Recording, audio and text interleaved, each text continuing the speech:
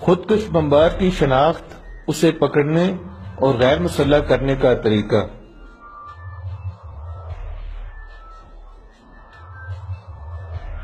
عوام کی سیکورٹی اور تحفظ کے لیے رضاکاروں اور سیکورٹی اہلکاروں کے لیے ہدایت نامہ۔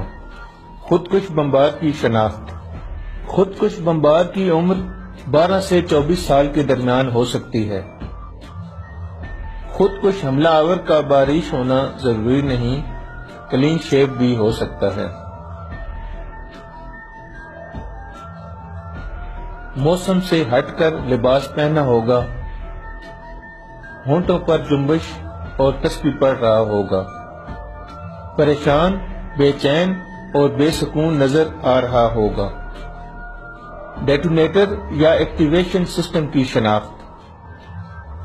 ڈیٹونیٹر یا ایکٹیویشن سسٹم کی شناخت اس طرح کی جا سکتی ہے: پش بٹن کی صورت میں ایک مٹھی بند یا جیب پر ہاتھ رکھا ہوگا، پلیٹیں یا ننگے تاروں کی صورت میں شرٹ یا قمیض کی آستینیں کلائیوں سے نیچے لٹکی ہوں گی، پارے کی صورت میں بازو کھول کر چل رہا ہوگا۔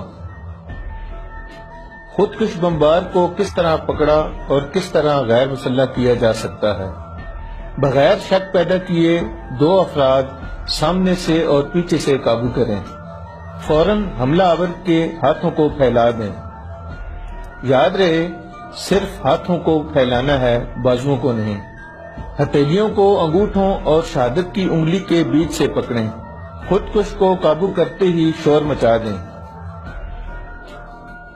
مدد ملتے ہی جتنی جلدی ہو سکے بارود کو خودکش حملہ آور کے جسم سے الگ کر دیں۔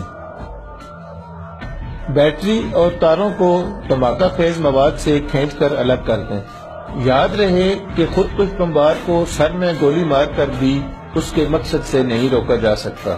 سر میں گولی لگنے کے بعد بھی انسان کا دماغ 4 سیکنڈ تک کارآمد رہتا ہے، اور کسی بھی بم کو ڈیٹونیٹ کرنے کے لیے یہ وقت کم نہیں۔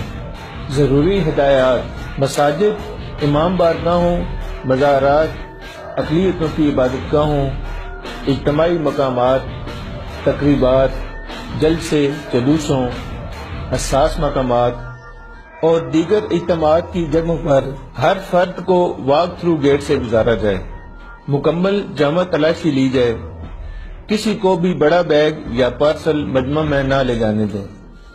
تقریب ختم ہونے پر مجمع کو یکمشت باہر نہ جانے دیں۔ ڈیوٹی کے اوقات میں رضاکاروں اور سیکورٹی اہلکاروں کو کیمرہ یا موبائل فون کے استعمال سے گریز کرنا چاہیے۔ عام شہری کسی بھی مشکوک چیز یا مشتبہ شخص کو چھونے یا پکڑنے کی کوشش نہ کریں، ان کا یہ عمل ان کے اپنے یا دیگر کے لیے نقصان دہ بھی ہو سکتا ہے۔ مشکوک چیز یا مشتبہ شخص کو دیکھنے کی صورت میں سیکورٹی اہلکاروں کو اطلاع کریں۔